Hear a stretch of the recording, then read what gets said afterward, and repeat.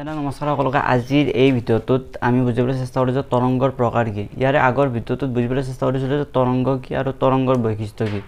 So তৰংগৰ যোনকেইটা বৈশিষ্ট্য সেইকেইটা আমি বুজিলেহে মানে ভালকৈ বুজি পাম আজি কি হ'ব। ওকে, তেন্তে তোমালোকে চাই ল'বা আগৰ ভিডিঅ'টো। তেন্তে এতিয়া আৰম্ভ কৰোঁ যে তৰংগৰ প্ৰকাৰ কি কি চাম। সো প্ৰত্যেকটো বস্তুৰে কি থাকে, আমাৰ প্ৰকাৰ থাকে। ঠিক তেনেকৈ তৰংগৰ প্ৰকাৰ থাকে। আমাৰ যোনটো তৰংগ যাক কোৱা হয় ৱেভছ তৰংগ, তাৰ প্ৰকাৰ সাধাৰণতে দুটা। এটা হৈছে আমাৰ যান্ত্ৰিক তৰংগ, এটা হৈছে আমাৰ যান্ত্ৰিক তৰংগ, আৰু এটা হ'ব আমাৰ কি বুলি কয় বিদ্যুৎ চুম্বকীয় তৰংগ। এটা হৈছে যান্ত্ৰিক আৰু এটা হ'ব আমাৰ বিদ্যুৎ চুম্বকীয়। বিদ্যুৎ আৰু চুম্বকৰ যোনটো মিলন সেইটো কোৱা বিদ্যুৎ চুম্বকীয় তৰংগ। তেন্তে প্ৰথমে বুজোঁ যে আমি বুজিম যে যান্ত্ৰিক তৰংগ মানে কি। যান্ত্ৰিক তৰংগ হৈছে এনে তৰংগ যাক ভৌতিক মাধ্যমৰ প্ৰয়োজন। তেনে প্ৰথমতে আমি বুজোঁ যে ভৌতিক মানে শব্দৰ অৰ্থ কি। সো প্ৰথম কথা বুজোঁ যে ভৌতিক শব্দৰ অৰ্থ কি। সো বন্ধু, যিকোনো বস্তু তুমি দেখা পোৱা, এই চকডাল মই দেখা পাই আছোঁ, মই চুই আছোঁ, ইয়াৰে তুমি দেখি আছোঁ, তেন্তে ইয়াতে কি ভৌতিক বস্তু। আৰু পদাৰ্থ বিজ্ঞানত সদায় ভৌতিক বস্তুৰ বিষয়ে পঢ়া হয়, প্ৰকৃতি আৰু প্ৰাকৃতিক পৰিঘটনাৰ বিষয়ে পঢ়া হয়। তেন্তে সেই যোনটো বস্তু যি ভৌতিক, যাক দেখা পোৱা যায়, যাক স্পৰ্শ কৰিব পাৰি, কিতাপ এখন চুই আছা, তেন্তে ইয়াতে কি ভৌতিক বস্তু। ঠিক তেনেকৈ মাধ্যম মানে কি, সো যাৰ মাজেৰে বস্তু এটা পাৰ হয়। ঠিক তেনেকৈ পোহৰ, যোনটো পোহৰ আছে আমাৰ, পোহৰ কাৰ মাজেৰে পাৰ হয়, বায়ুৰ মাজেৰে পাৰ হয়, পানীৰ মাজেৰে পাৰ হয়। তেন্তে বায়ু পানী এইবোৰ কি কথা মাধ্যম। ঠিক তেনেকৈ অ'কে, ভৌতিক আৰু মাধ্যম মানে বুজিলা। তেন্তে এনেকৈ যে এনে তৰংগ যাক ভৌতিক মাধ্যমৰ প্ৰয়োজন, এনে তৰংগ যাক ভৌতিক মাধ্যম লাগে। ধৰা হ'ল এজনী ছোৱালী আছিল, এজনী ছোৱালী, তাইৰ নাম মালতী। তাই কি কৰিছিল, প্লেট এখন লৈ যাই আছিল, আলহী আহিছিল, তাই প্লেটখন লৈ গ'ল, তাৰপিছত পেলাই দিলে। পিছত তাইক মাকে গালি পাৰিলে বহুত। তেন্তে তাই কি পেলালে, প্লেট। আৰু প্লেটখন পেলাৰ ফলত কি উৎপন্ন হ'ল, আমাৰ শব্দ উৎপন্ন হ'ল, এটা শক্তি উৎপন্ন হ'ল। কিয় উৎপন্ন হ'ল, কিয়নো সেই যোনখন প্লেট আছিল, প্লেটখন আমাৰ ভৌতিক আছিল। তেন্তে এনে তৰংগ যাক ভৌতিক বস্তু লাগে। প্লেটখন কি একোটা ভৌতিক বস্তু নহয় জানো, সেয়েহে ইয়াক যান্ত্ৰিক তৰংগ বুলি কোৱা হয়। ঠিক তেনেকৈ সাগৰৰ ঢৌ দেখিছাতো, সাগৰত ঢৌ যে থাকে আমাৰ, তেনেকৈ এটা সাগৰৰ ঢৌবিলাক যে উৰি থাকে, সাগৰত ঢৌ কি কৰে, পানী, সেইবোৰ একোটা পানী হয়নে নহয়। ঠিক তেনেকৈ সেয়েহে উদাহৰণটো হৈছে, প্ৰথম উদাহৰণটো হৈছে আমাৰ শব্দ তৰংগ। এতিয়া তোমালোকৰ শব্দ তৰংগ কি হ'ব, কাৰণ তাত এটা মাধ্যম লাগে। ঠিক তেনেকৈ প্লেটখন আৰু এনেকৈ বিভিন্ন ধৰণৰ শক্তি উৎপন্ন হয়। শব্দ তৰংগ, জল ঢৌ, এইবোৰ হৈছে আমাৰ যান্ত্ৰিক তৰংগৰ একোটা উদাহৰণ। ইয়াৰ পাছত আমি বুজিবলৈ চেষ্টা কৰোঁ যে বিদ্যুৎ চুম্বকীয় তৰংগ মানে কি। তৰংগৰ যোনটো দ্বিতীয় প্ৰকাৰ সেইটো হৈছে আমাৰ বিদ্যুৎ চুম্বকীয় তৰংগ। তেন্তে এনে তৰংগ মানে কি, চোৱা যি তৰংগক ভৌতিক মাধ্যমৰ প্ৰয়োজন নহয়। মই ইয়াতে কৈছিলোঁ যে ভৌতিক মানে হৈছে এনেকুৱা বস্তু যি দেখা যায়। এতিয়া অভৌতিক কি হ'ব, চোৱা এতিয়া আমি বুজিম শূন্য আৰু বায়ুৰ কনচেপ্ট।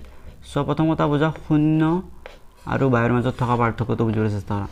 চোৱা শূন্য হৈছে এনেকুৱা এটা অৱস্থা য'ত একো নাথাকে, কিন্তু বায়ু তেনেকুৱা নহয়। বায়ুত আমাৰ বহুতো গেছ থাকে, যেনে আমাৰ অক্সিজেন গেছ, নাইট্ৰজেন গেছ, বা যিকোনো কাৰ্বন মনক্সাইড, কাৰ্বন ডাই অক্সাইড, বহুতো গেছ থাকে। যেনে শূন্য আৰু বায়ুৰ মাজত পাৰ্থক্য আছে।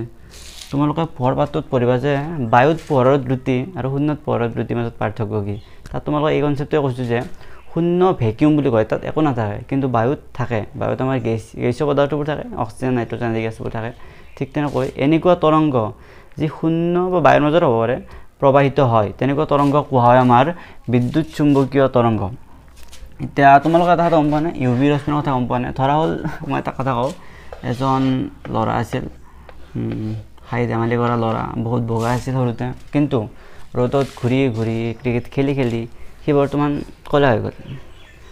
কিয় ক'লা হৈ গ'ল, কিয়নো আমি জানো যে সূৰ্যত ঘূৰি থাকিলে, ৰ'দত ঘূৰি থাকিলে ক'লা হ'বই।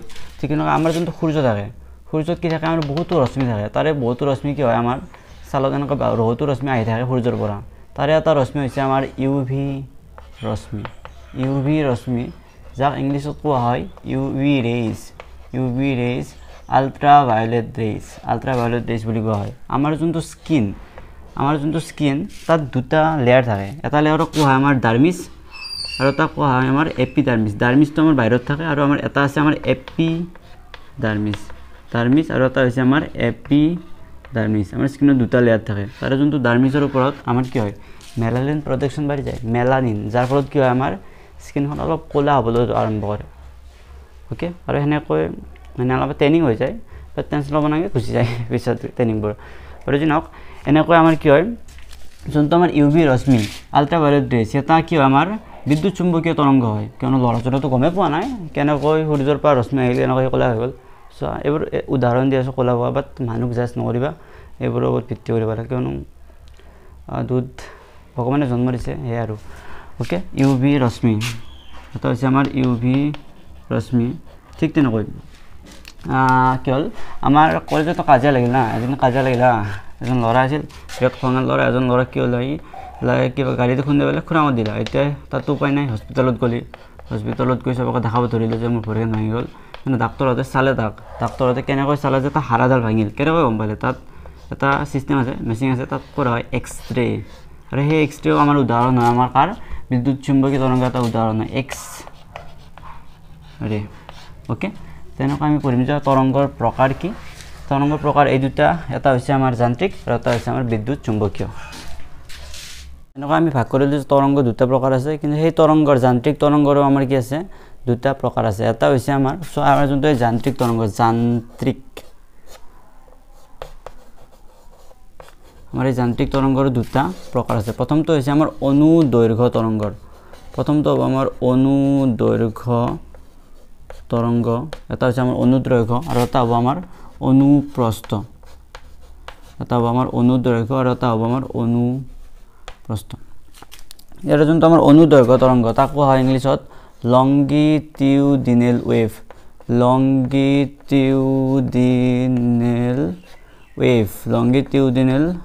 ৱেভ আৰু অনুপ্ৰস্থ তৰংগ কোৱা হয় আমাৰ ট্ৰান্সভাৰ্স সো তোমাৰ অসমীয়া মিডিয়ামৰ হ'লেও ইংৰাজী শব্দবোৰৰ সৈতে পৰিচিত হোৱা উচিত কিয়নো অনাগত ভৱিষ্যতে সকলোবোৰ ইংলিছে হ'ব আৰু তেতিয়া তোমালোক পাক লাগব সেইবাবে ইংলিছটোকো অলপ গুৰুত্ব দিবা ওকে ঠিক তেনেকৈ যান্ত্ৰিক তৰংগ মানে কি যান্ত্ৰিক তৰংগৰে প্ৰকাৰ এটা হৈছে আমাৰ সেইটো হৈছে আমাৰ অনুদৈৰ্ঘ্য তৰংগ এনেকৈ লিখা এইটো মুছি দিয়া যান্ত্ৰিক তৰংগ নহয় যান্ত্ৰিক তৰংগৰ প্ৰকাৰ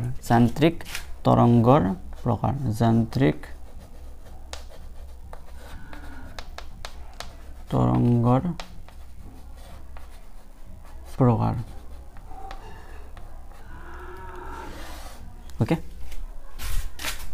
অনুপ্ৰস্থ তৰংগ হৈছে এনেকুৱা তৰংগ যি তৰংগৰ গতি কণিকাৰ গতিৰ দিশত লম্ব চোৱা প্ৰথম ভিডিঅ'টো মই কৈছিলোঁ যে আমাৰ কি থাকে পাৰ্টিকলছ থাকে আমাৰ কি থাকে একোটা তৰংগৰ ইমান ডাঙৰ নহয় বা সৰু থাকে ইমান ডাঙৰ নহয় কি থাকে আমাৰ পাৰ্টিকলছ থাকে পাৰ্টিকেল বা মাধ্যম কণা থাকে আৰু সেই মাধ্যম কণাবোৰে নিজৰ সাম্য অৱস্থান সাপেক্ষে লৰচৰ কৰি থাকে এটাই লৰচৰ কৰে আনটোৱে লৰচৰ কৰে যাৰ ফলত কি হয় আমাৰ এটা শক্তি প্ৰবাহিত হয় এনেকৈ আমাৰ কি হয় আমাৰ শক্তি প্ৰবাহিত হয় যোনবিলাক আমাৰ পাৰ্টিকলছ থাকে যোনবিলাক আমাৰ মাধ্যম কণা থাকে সি নিজৰ সাম্য অৱস্থান সাপেক্ষে লৰচৰ কৰি থাকে আৰু এইটো হৈছে আমাৰ সাম্য অৱস্থা এইটো কয় আমাৰ সাম্য অৱস্থা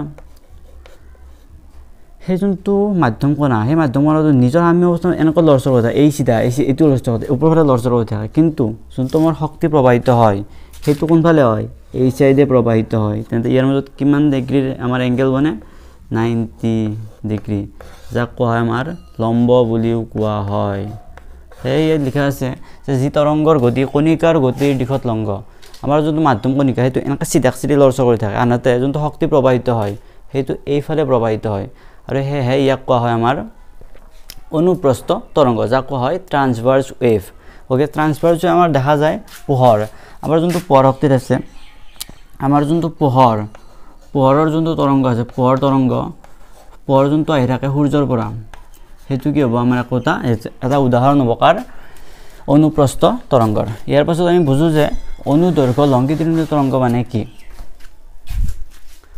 সো এবাৰ আহিল অনুদৈৰ্ঘ্য তৰংগ সো অনুদৈৰ্ঘ্য তৰংগ হৈছে লংগিটিউডিনেল ৱেভ এনেকুৱা তৰংগ হৈছে যি তৰংগৰ গতি যোনটো আমাৰ মাধ্যম কণিকাৰ গতি তাৰ সমান্তৰালভাৱে গতি কৰে সো সমান্তৰালভাৱে মানে কি এডাল ৰশ্মি এনেকৈ যায় আছে আন এডাল ৰশ্মি এনেকৈ যায় আছে তেন্তে এই ৰশ্মিডালৰ লগত সমান্তৰাল নহয় ই লম্ব হৈ আছে আৰু সেইটো আমি পঢ়িছোঁ অনুপ্ৰস্থ তৰংগত কিন্তু যদিহে এই আজডাল এনেকৈ চিধা গতি কৰে তেন্তে কি হ'ব এইটো সমান্তৰাল হ'ব তেনে যি তৰংগৰ গতি কম্পনৰ গতিৰ দিশত সমান্তৰাল মই আগতে কৈছিলোঁ যে মাধ্যম কণিকা এনেকৈ থাকে শক্তিটো এনেকৈ প্ৰবাহিত হয় এবাৰ মাধ্যম কণিকা আৰু সেই দুটা একেটা দিশতে থাকিব আৰু তেনেকুৱা তৰংগ কোৱা হয় আমাৰ শব্দ তৰংগ নহয় অনুদৈৰ্ঘ্য তৰংগ বুলি কয় উদাহৰণটো হৈছে আমাৰ শব্দ তৰংগ চোৱা যেতিয়া আমাৰ শব্দ এটা প্ৰবাহিত হয় যেতিয়া শব্দ উৎপন্ন হয় তেতিয়া শব্দটো এনেকৈ যায় এনেকৈ যায় থাকে এনেকৈ যায় থাকে